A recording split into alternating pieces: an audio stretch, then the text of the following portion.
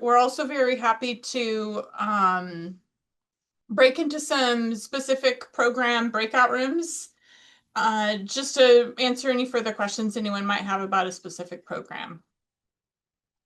And so we're going to get started with the components. I think maybe we should save the questions to the end, or should we be interrupt? Do y'all want to interrupt? I would love to interrupt if that's okay. Yeah, I think maybe at the end of each slide, we'll have a chance for people to ask specific questions about that topic. I think just to kind of keep those in the center of the mind. Thanks, Anita. All right, take it away, Sam. Um, First, we just wanted to kind of go over that this is, the application components that you are going to have. And this is pretty basic at any school. Your prerequisites, your application fee. Um, each degree is going to have its own essay prompts. And then you'll have different supplemental materials depending on you as a person. But we did want to talk to Sadie and Evelyn specifically and ask you guys like how you felt about your application process. What did you think about it? And were there any application materials that stood out to you? Did you have a favorite?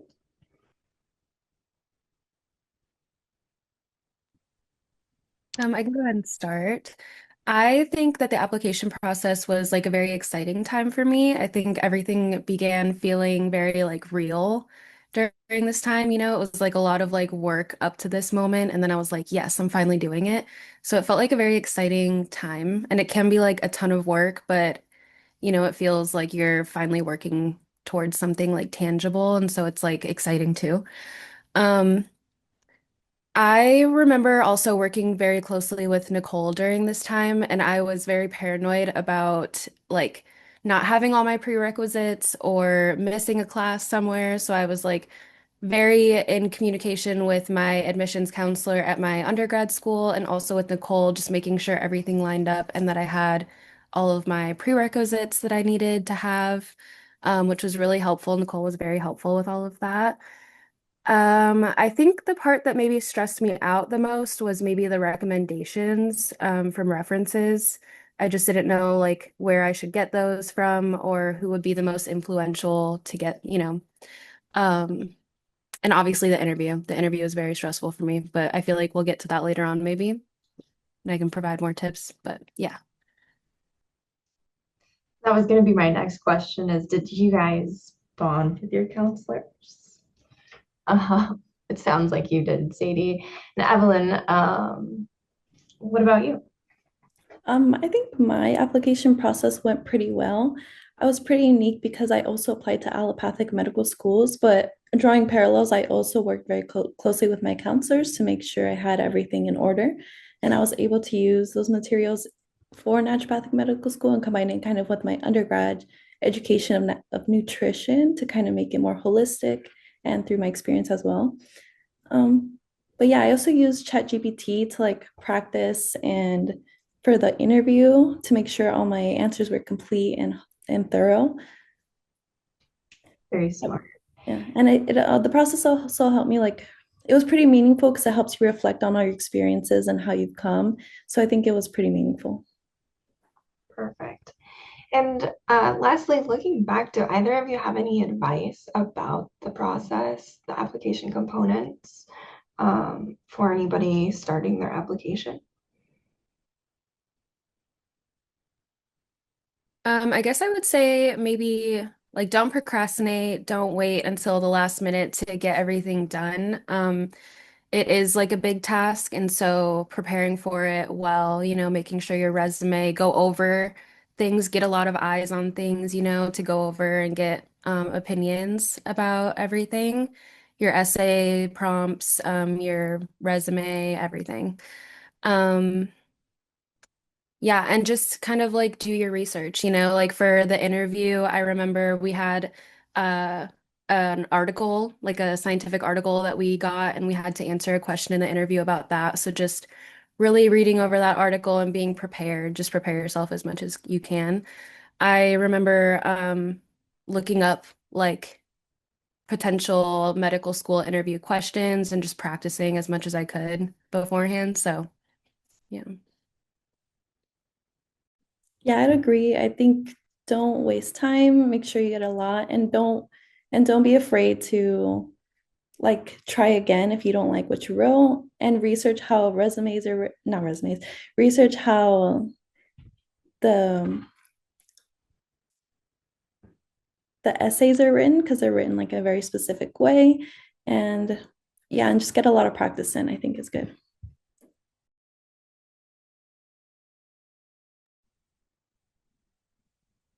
Okay, should we jump Perfect. Thank you, into guys. the first material of the resume or the CV? Some of the more common questions that we get is which one? Which one is better? And the answer is both. So that really is going to depend on your history, your education, your experience, your background. CVs tend to,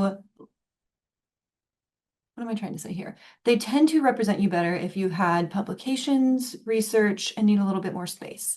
If your background is more closely connected with education and employment, then a resume might be better for you. When we are looking at resumes, we want to get to know you as a person overall too, and the strengths that you're going to be bringing to this program. One of the first ways that we look at that is through your education. So on your resume, make sure that you are including the institution name, location, graduation date. If you haven't graduated yet, that's okay. Put down your potential graduation date. Your major is also important. Now, if you say, well, I'm changing careers and I majored in, and I've seen this before, I majored in dance. Great, still put that on there. We want to know what you're working on. If you have any relevant coursework, that's where you can come in and say, prerequisites in anatomy and physiology, in biochemistry, or, post-bac in those classes as well. Experience as you're going through this employment, places of work, location, title, dates for each position. When you have the description of the job, bulleted statements beginning with action verbs that describe the role really helps your admission counselor look over this and get a snapshot of you fairly quickly and before we go in and read all the details.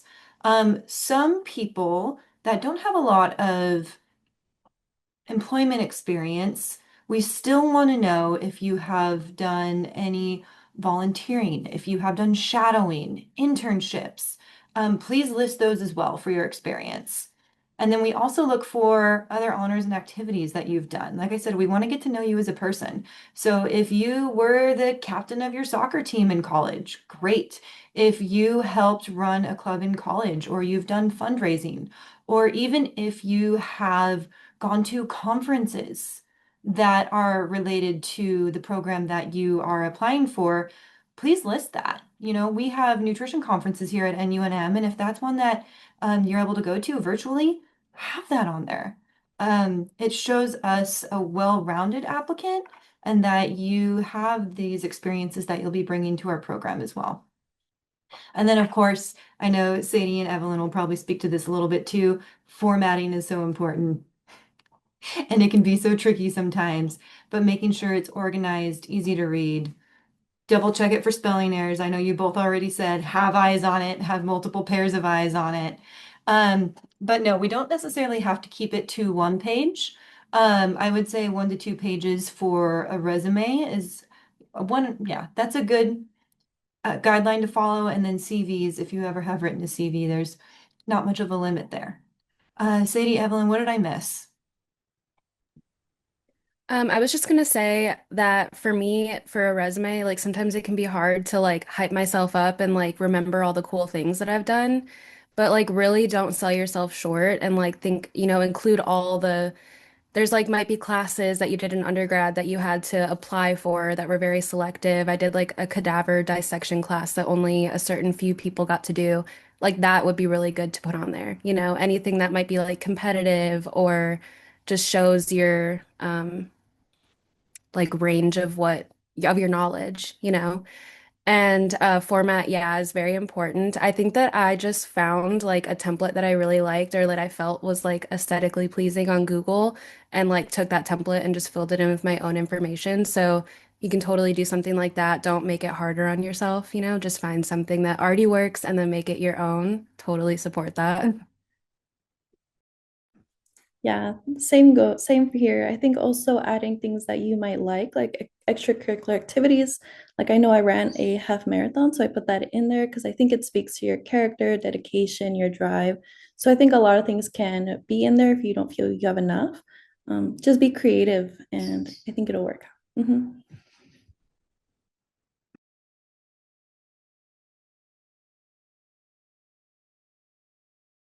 Would you list? Yeah, so it sounds I kind of agree and want to echo that to just kind of add anything to show the whole picture of you in the industry, etc.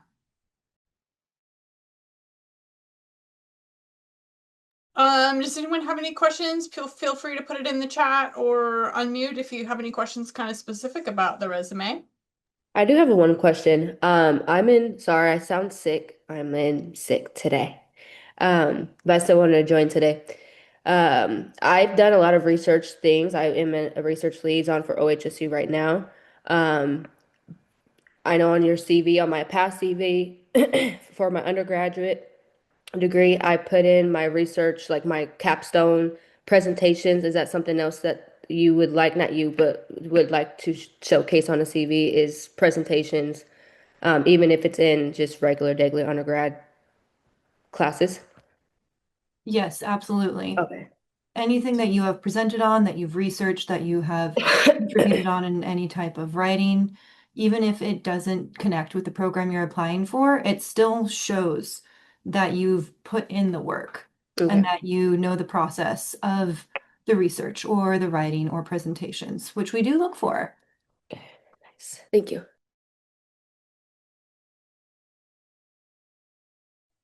Um, I realize I do have a question about the resume and what you might include on it. Um, since some of the programs I feel like have maybe a little bit of a contemplative component to it, do people ever include meditation experience where it's extensive or unusual? I Yes, think anything absolutely. unusual or extensive should be on a resume and you highlight yourself. Why not? That's why I believe we have this whole honors activities experience. I've seen like skills list, head subheading, fun activities about me, like be professional, but yeah, please tell us about yourself.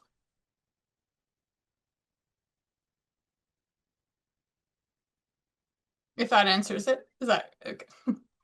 Thank you. Yeah, great. Okay, great. Well, that would be my opinion. Anyone else have a different or similar? I say add it. Let us get to know you.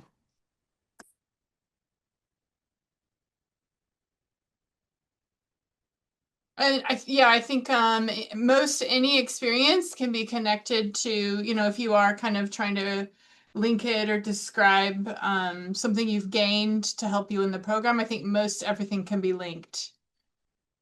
Customer service is a fabulous experience to be working with people in a clinic setting. Meditation is going to help you stay calm and cool and cultivate your practitioner mentality to work with people. Yeah, I think we'll go on, and if anything comes up later, feel free to put it in the chat or ask at the end. We're gonna move on to the essay.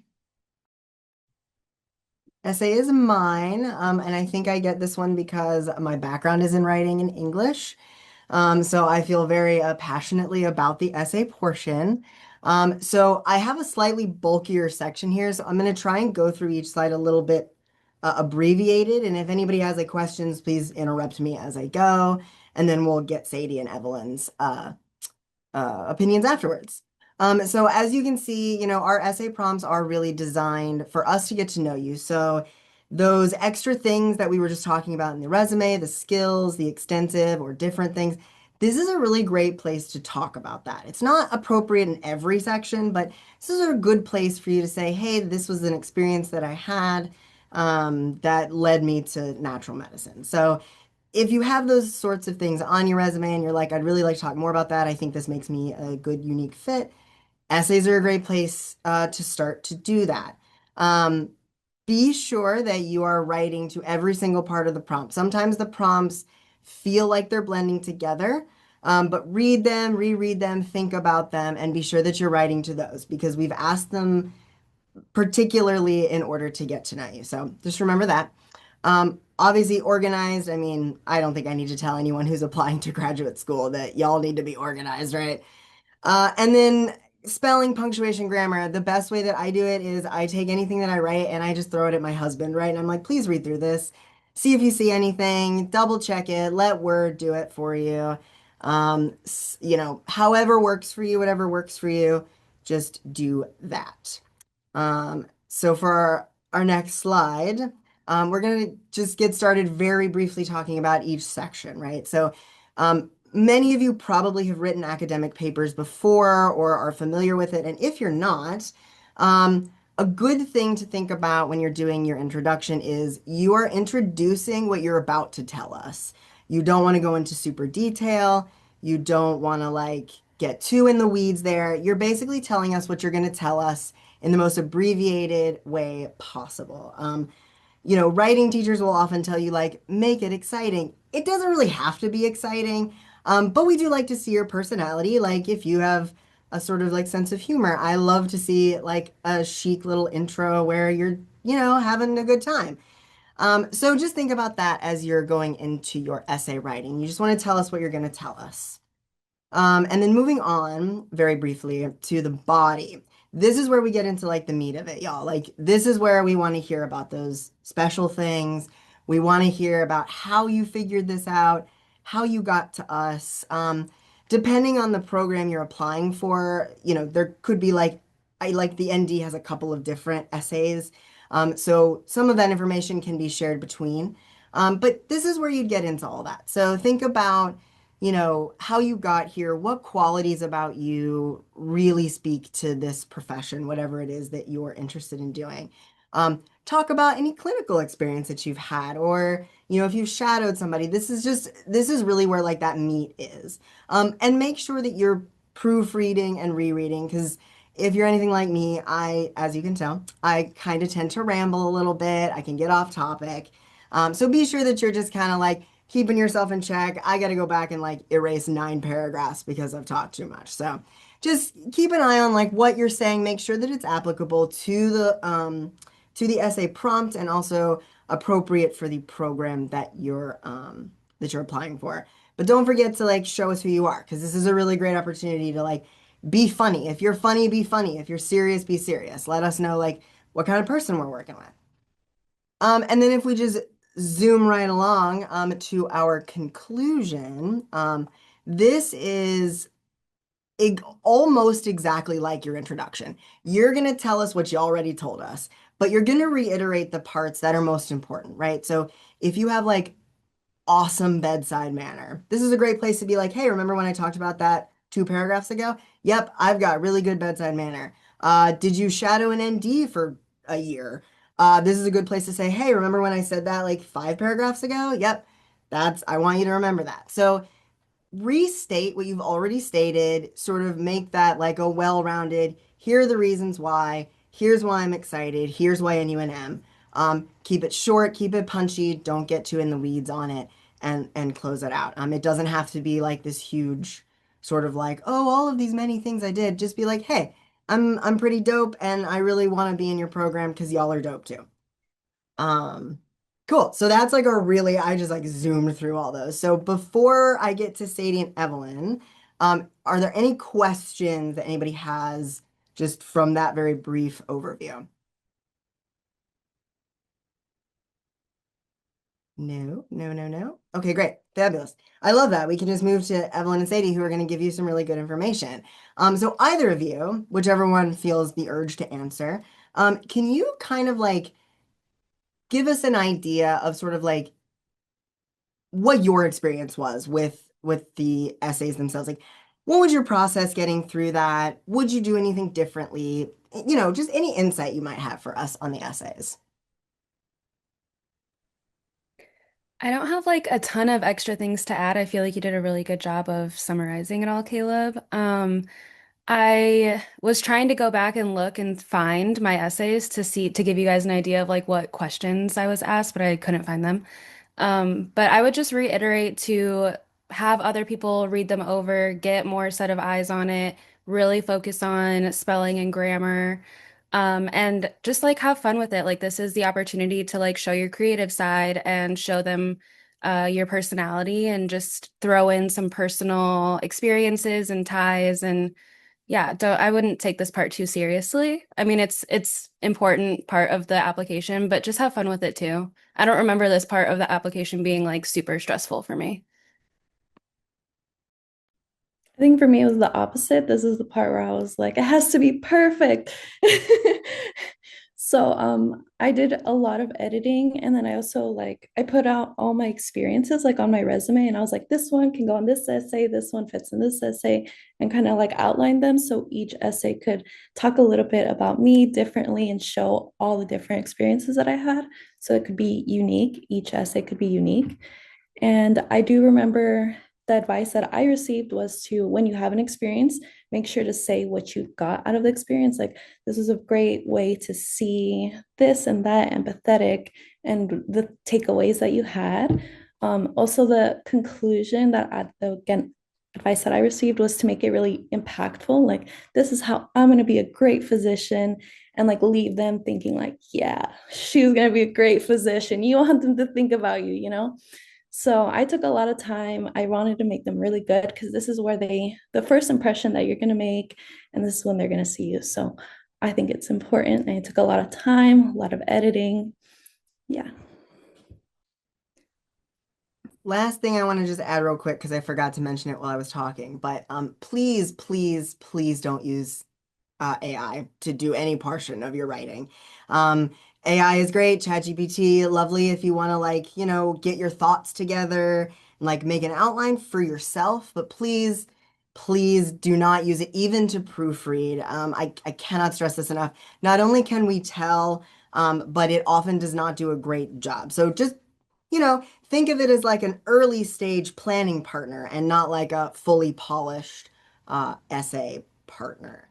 Just like to sneak that little guy in there, but I'm done now.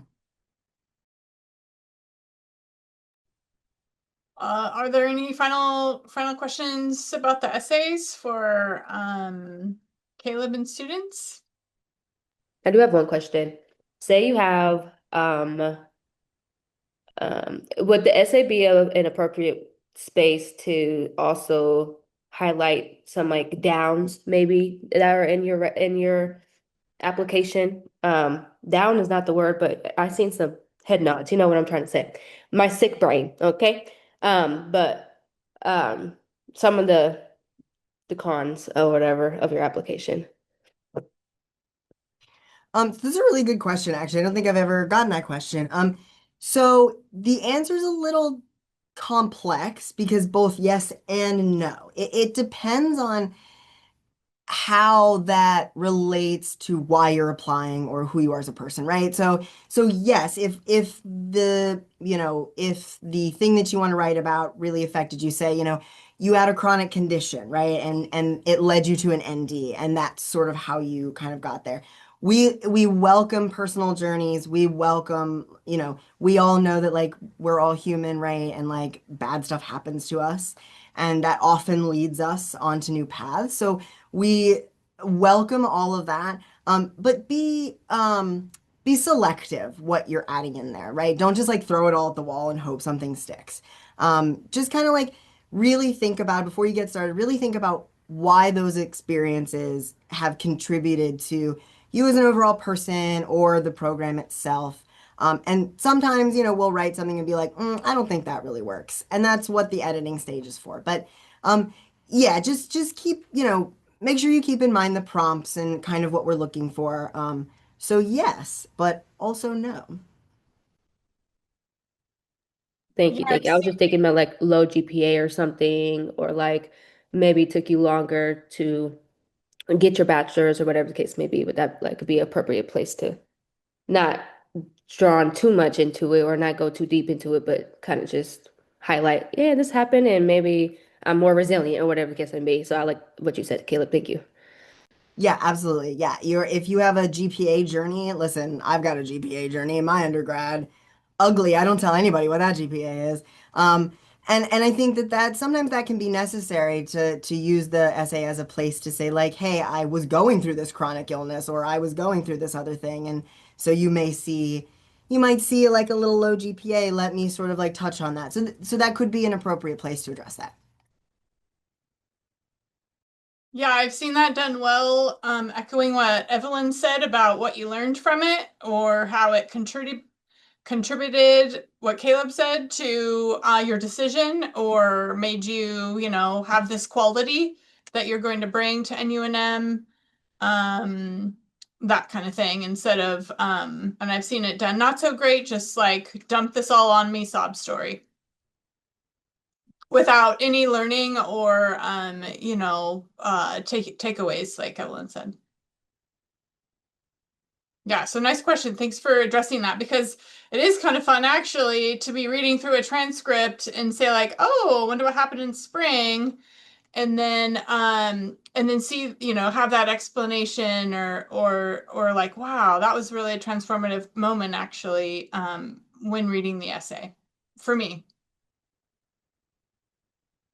Also, on a resume, you can kind of see bouncing around different states or industries. And I think that's fascinating. I kind of love the story, to read between the lines, like, ooh, I wonder who you were following, or you got tired of the rain or whatever. But, and then the essay like opens that up and explains it for me and fills in those blanks or question marks or exclamation points. Oops. If there are no other questions on the essay, or save them for later, let's chat about choosing a reference. Yes. So this is one that people stress over a lot, and we want to take that away from you. For a reference, a lot of people will come to me or to counselors and say, hey, I didn't have an academic advisor that I worked closely with, or maybe I've been out of school for a little bit. So do they have to be all academic? No, we love seeing academic references, and at the same time, we understand that if you've gone to a larger school, maybe you met with your advisor for a total of 10 minutes in those 4 years. Or there are other people in your professional life that could speak to who you are better. We ask that it's not family, friends, or family friends. But let's say, for example, you are on your kid's PTA at school, and you can have the president of the PTA speak to some of the work that you've done, some problem solving that you've done. That works well. A manager works well. A supervisor works well. Maybe you volunteered somewhere and worked really closely with a volunteering coordinator. This could be a colleague that you worked closely with in a previous job. It doesn't even have to be a job that's related to the program. What we're really looking for here is someone who knows you. And I'm not going to read the slide to you because, again, if you are applying to a graduate program, I'm going to assume that you can read these for yourself. But we want someone that can speak to who you are and the characteristics that are going to get you through these rigorous programs. Sometimes we will see recommendations come in from people that shadowed or, from people that were shadowed for half a day. And the recommendation will be, I met them for half a day and they seem great, but I can't really speak to it. Where some of the strongest recommendations that have come in have been from a supervisor at a job completely unrelated to the program, but they know the applicant through and through. And they're able to tell us the story of this applicant worked through this problem, they set up this new process, they worked with this customer really well. Those are the things that we're looking for in those application recommendations. We do want to point out that recommendations are optional and you can submit up to 2. We love getting recommendations. It only helps with your application process. Sadie, Evelyn, can you tell us a little bit when you applied, who you picked for your recommenders and why? Yeah, I picked one of my old supervisors. I was in the military before coming into this program, so I had a supervisor that I worked closely with for like 4 years and knew me really well. So I had him write one of my recommendations, and then I had a professor from my undergrad program who I also worked really closely with for a few years write my other recommendation. And I would say if you don't have a mentor or someone that like comes to your mind right away, then make those connections, like go out and find a doctor in your community and shadow for a couple of weeks and get to know someone and have them get to know you and just like make those connections. This shouldn't be a part of the application that's like super stressful because I think that you can make those connections and have someone, available to write something for you. But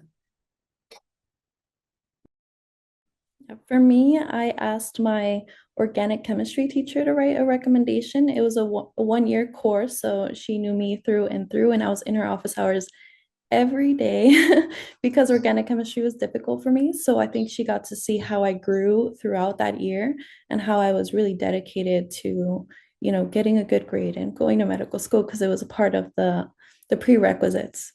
So, yeah.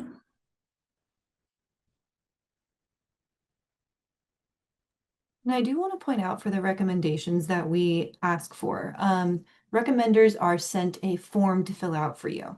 And on that form, there are several questions, but they don't need to write a letter. And I know that can be hard to ask someone to write a letter and take the time. The forms that we send out shouldn't take them more than 20 to 30 minutes to complete. All right, what questions do we have?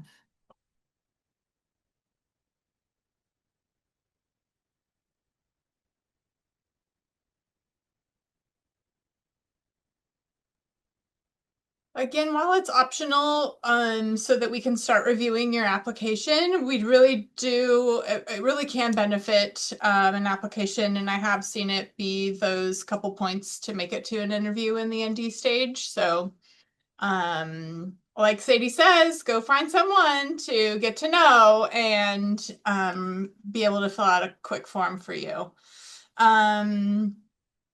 So yeah, keep your questions, or we're going to move on to another section, which are supplemental materials that will become a requirement to your application if you have been in the military, if you have disciplinary history at a former institution, if you have criminal history. I believe those are the main, or if you're a transfer student.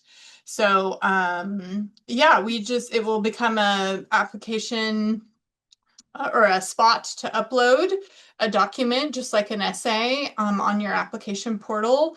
If you select this, while you are filling out the personal information history, to be able to get to know you better. So we just kind of want a description of the situation or the term of service, and kind of that who, what, where, when, why, and then the outcome of the situation or type of discharge, that kind of thing. Yeah, and just I guess we're asking to please be honest. These aren't going to be hurting you at all, but if there is something that maybe comes up later in the application process or background check that was not disclosed, that will definitely hurt you. So if you're concerned about specific things, please ask a counselor and we can direct you to someone that can help you with this. Kind of like some of us were like, wow, this sure is personal. Like this is is this privacy invasion? But it's really as we want graduates to be able to get licensed in their area, in their field. And so these things could come up if people are unaware while seeking licensure. So we just want to ensure students are ready to go, and nothing's holding them back after spending the time and investing in education. Yeah, I think that's pretty straightforward, I guess. Sadie and Evelyn, do you have anything to add? Or your experience with this? I think it's, yeah, pretty straightforward. Follow what's on the screen. And don't hesitate to reach out, really, for any more information or clarification. I have a quick question on that. I am wondering, is this a necessary thing, or is this only to explain something specific? Yeah, I'm sorry. I think I kind of skimmed over that part. So, supplemental materials will only show up if you have selected or said yes to any of the personal history questions, such as have you been in the military? Do you have criminal history? That kind of thing. So, like, you are self-selecting these. These are not going to be popped up in there on your application. You don't have to say, I was not in the military, I was NA. So these will be, you will self-select these situations if they're in your experience. Does that Okay. make sense? Yeah, definitely. Okay. Thank you. Yeah, and then we just wanted to just be like open and honest that it's please just be honest, and these aren't necessarily going to hurt you. It's just we want to make sure that you can continue on in the program. Also, I do want to point out that these are like, we have a secure system, we follow privacy rules. This isn't going to be laying around our office, laying around our office. So yeah, unless there's any other questions, we're gonna get to the interview part. Sorry, y'all have to listen to my voice again. I get this one because this is my favorite part, the interview. I love interviews. I love interviewing our students. It is, I think, my favorite part of this job because I really get to like get into the nitty-gritty sort of with you. So like, sort of like Nicole said, like, I think you guys can read the slide. I'm not gonna like read it to you. Plus, there'll be a recorded version of this anyway. So I'll just go ahead and give you a few like thoughts, feelings, tips that I have just having done interviews. Some of the most important things to remember are that we are looking at your application materials literally like 10 minutes before we interview you. So they're very fresh in our minds. So be sure that like you have revisited it since you applied. It's not usually like an over long time between like submitting your application and getting an interview scheduled. But you know, if you're anything like me and you're forgetful, I often write things and then forget 10 minutes later what I wrote. So one of the things you should probably think about doing is like knowing yourself, knowing what your application looks like, knowing what you said in your essays, and be sure that like I can't tell you how rare it has been that I think I've only ever had maybe one or two applicants read up on myself and the faculty member that were in their interviews. That was very flattering, loved that. And I think our faculty probably also appreciate that. Just, you know, having an idea of like who you're going to be talking to. And I like to let, you know, prospective students know, like, we're not necessarily using the interview as a way to know whether you're like technically applicable, excuse me, to the program that you're applying for. We've already seen your GPA and your classes, and you've probably gone back and forth a million times with an admissions counselor about all of that. So the interview stage is genuinely to like feel out the vibes, hear your answers, see if like you're going to be a good fit for us. But also, we want you to interview us. We want to know that we're a good fit for you too. And often that only comes once you've sort of like been in person or over Zoom like this, where you can kind of like check the vibe, see how the vibe is, see if like everybody's like getting along and things like that. And making sure that like, you know, you're really, really like prepped and ready to go. So this is a really good opportunity for you to showcase that not only have you read up, that you've done your research, but that you know who you're talking to and you know what NUNM is all about, right? So I've had interviews where students barely even knew what NUNM did and couldn't really answer questions. And that's kind of like we don't want that, right? And so like the other thing that is a big deal to me, and like Rebecca and everybody else can sort of, Nicole can speak on kind of what their favorite part is. I really love the part where you ask us questions because that shows us that you've taken initiative, you know what you're talking about, you're very interested in the program and us and the school. Always bring questions. Don't just ask us what a normal day for a student looks like. Don't just ask us, oh, well, how many credits or what's the vibe like in the office? Like, think about it. Come to us with questions that are like meaningful to you. Because we see you. We see right through you. So we can tell. We know what we're talking about around here. So just be sure that like, be yourself. Come as you are. We are looking at you holistically. We're looking at you as a whole person. This is a really fun opportunity for you to kind of like show us who you are in a real like person way. Um, so I don't know if that applied to literally anything written on the screen, but we'll go to Evelyn and Sadie. I would love to ask you individual questions, but to be honest, I would just love to hear what both of your experiences were, what worked for you, what didn't work for you. I mean, you're obviously students, so something worked. But anything you might change too, anything you might go back and do differently. Yes, I have so much to say about the interview part because this is the part that I was most stressed for, just because I'd never been in like a situation where I was being interviewed like this in this format. So it was just something brand new to me. Um, so in that case, I would say calm yourself down, like drink some chamomile tea, take some stress relieving things, like just, it's okay, it's gonna be okay. It was actually way more casual and like intimate than I was expecting. I thought it was just gonna be like one-sided and I was just gonna be like grilled, and it was way more conversational than I expected. Um, my biggest piece of advice is to definitely look up who you're going to be doing your interview with. You'll know ahead of time.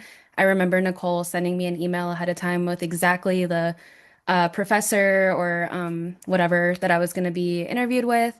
And so I looked them up ahead of time and figured out what their MO was.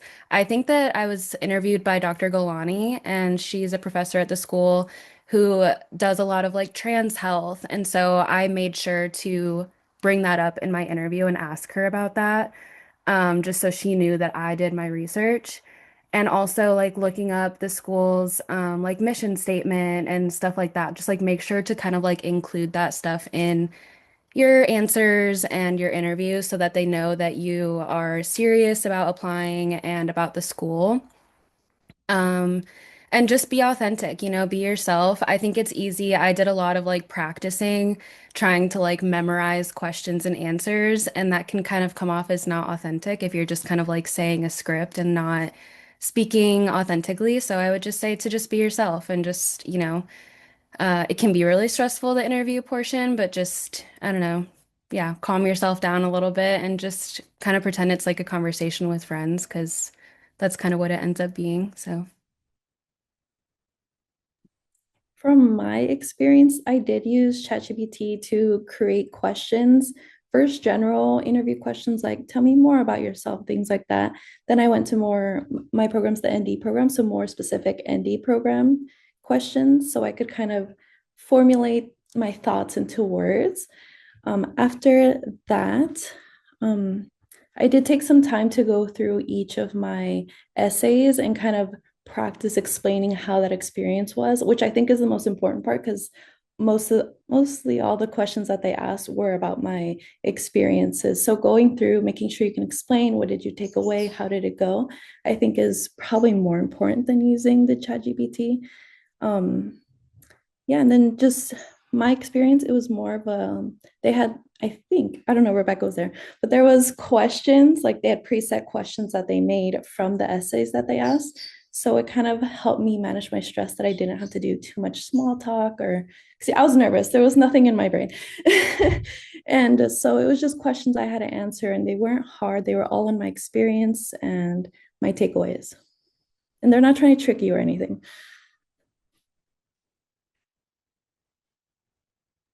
Are there any questions about the interview portion? Any other things that like we could clear up for you? I have one question. I'm assuming interviews are virtual or are they in person most times? They're Or virtual. I guess the mention. Okay, Yeah, nice. yeah, they're Okay. virtual. But don't let that fool you. Don't show up in a hoodie. Don't show up in a hoodie. I see you. I know when you're sitting at home, you want a hoodie, you want to be comfy. Put a collared shirt on underneath it, rip your hoodie off for an hour, do the interview in the collared shirt, put your hoodie on after. I promise. We can't see any further than your shoulders. If you want to be in pajama pants, y'all live your life. Put a collared shirt on under that hoodie. Give us a collared shirt, please. I'm begging you. Don't show up in a hoodie. Is there an option to do it in person if you feel like you're better in person and you're local-ish? At this moment, not that I'm aware of, it looks like Nicole may be unmuted, so she is the dean. I will let her take it away.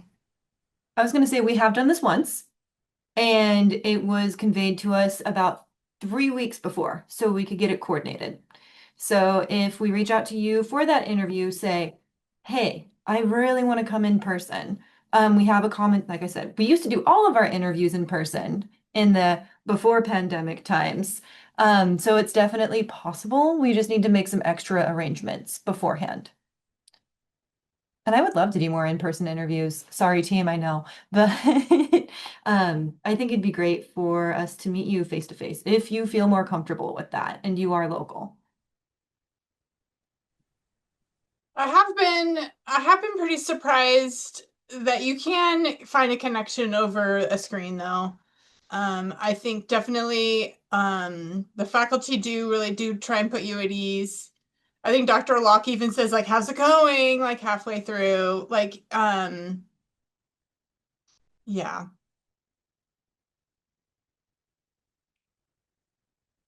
Yeah, we do have the benefit of a very loving environment. One of the faculty members that I interview with frequently, he's just very like every answer, he's like, that was wonderful. That was a great answer. Great answer. He's just very caring environment. So yeah, try not to get too stressed out, even if you do have to be on the screen. We all get it. We're all on the screen all the time. So yeah.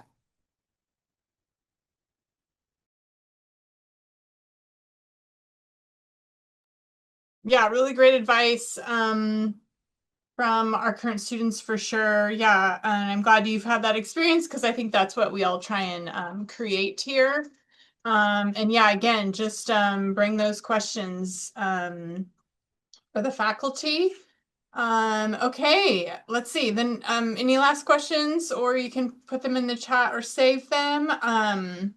We were just gonna kind of go through the application process and just kind of step by step. So Sadie, Evelyn, if you want to like maybe have any last words, or if you want to stick around, because it's almost 1, so I just wanted to respect your time as we're gonna just kind of get into the details of the current process.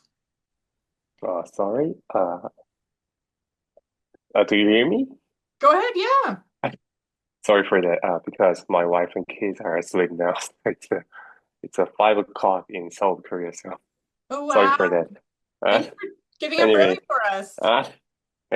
speaking of the recommendation, if my personal recommendation is not English using person, so in this case, the recommendation form have to be written in Korean. So in this case, then I can translate that into English again. Is that possible? Is it okay? Yeah, I would say submit both. Submit the recommendation originally and the translation to us. Okay, that'll do. Thank you. Of course.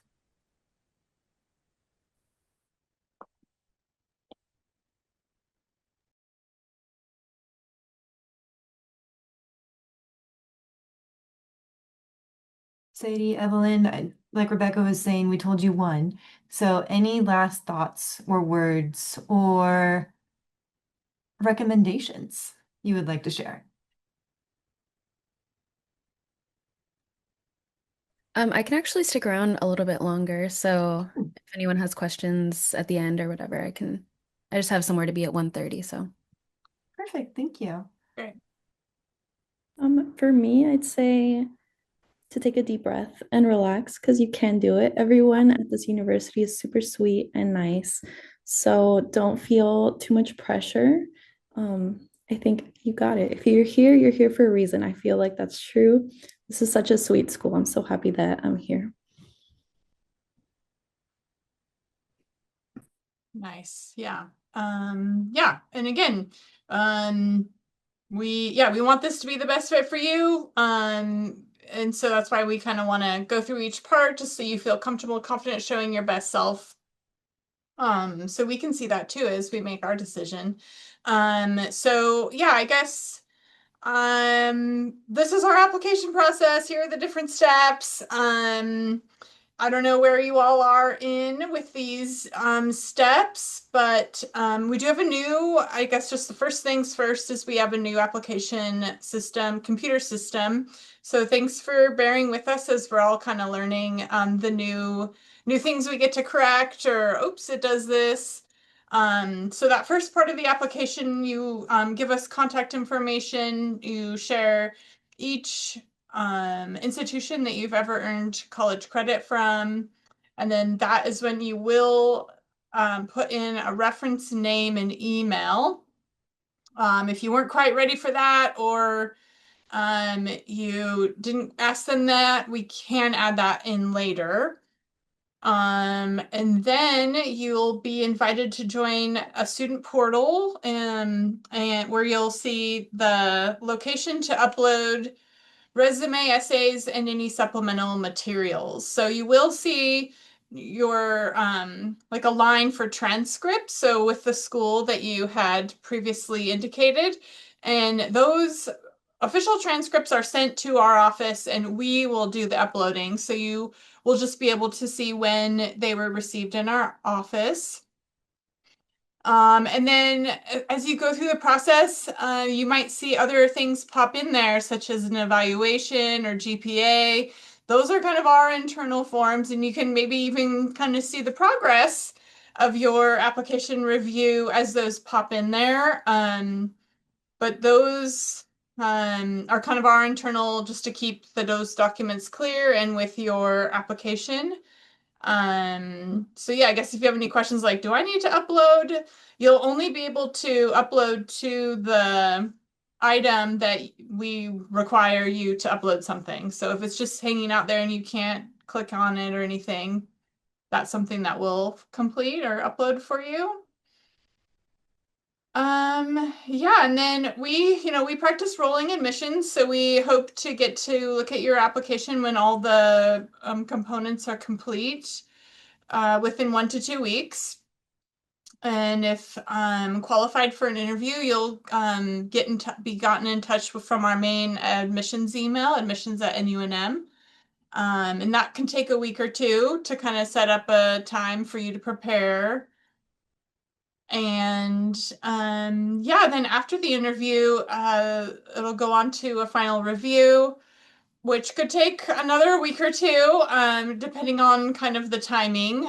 We have a priority deadline on February 2nd that will probably get a good bulk of applications. So if you want to kind of keep on the shorter end of our timeline, then and you still want to be considered for new student scholarships, I would recommend trying to get all that in before February. And then, yeah, we like to try and make a personal phone call to give you the good news, or to see if you would like to come in for a second interview to discuss things further.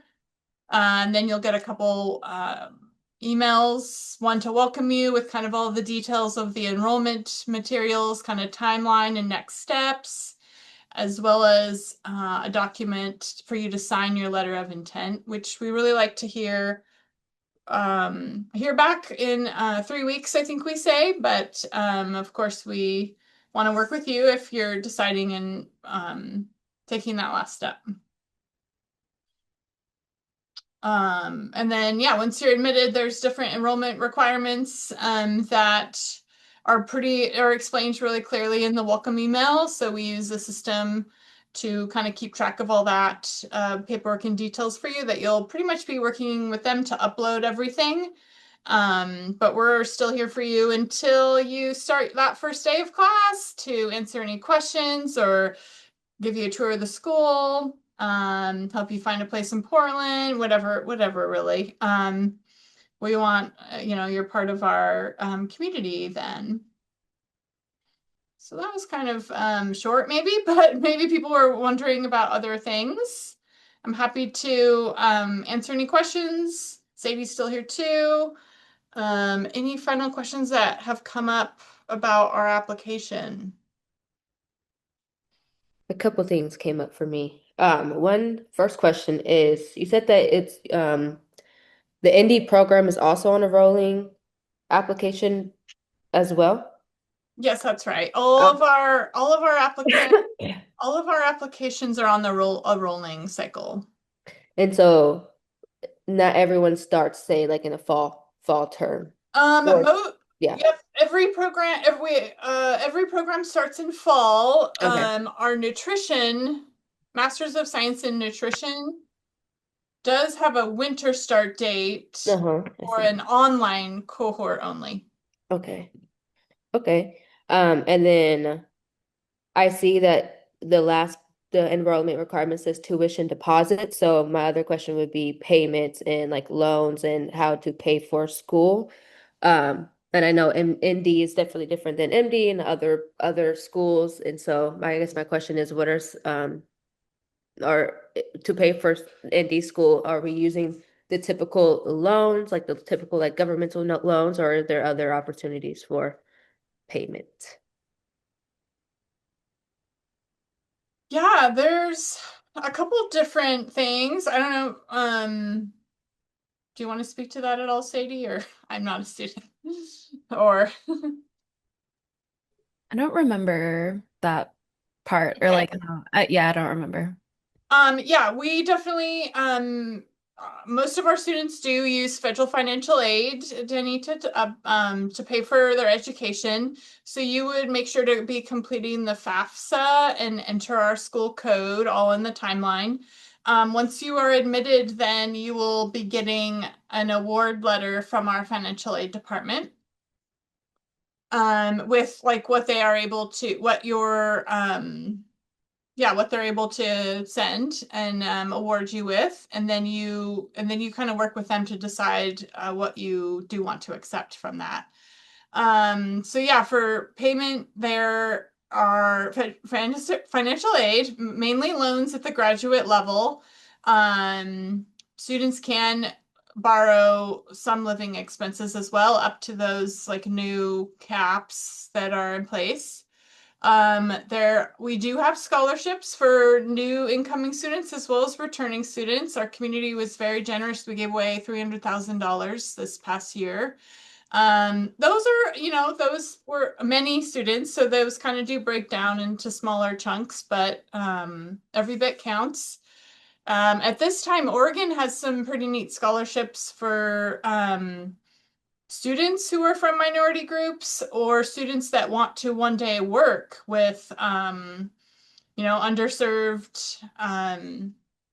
communities, and that's at this time that's rural and then underserved populations. So in Portland, that gets pretty close to the downtown city, actually, those communities. So yeah, there are, and then there are other, on our financial aid website, there's a scholarships tab that talk about some general databases to look for scholarships. But that's kind of the process that I know of from our end. We do kind of keep the financial aid and admissions office a little separate, but they are very friendly, and we were happy to connect you to learn more about that. Thanks for putting all those links in there. Yeah, I hope that answers your question some. It definitely did. Thank you.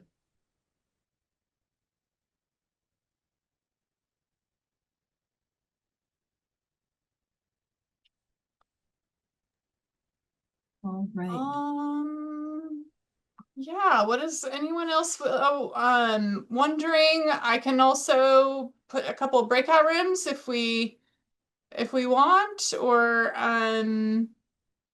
what's anyone else thinking? We're also happy. I did just want to say, if you don't have it yet, please contact admissions@nunm.edu to contact any of us. Or Caleb and I are always happy to field your questions and pass you on if we don't know.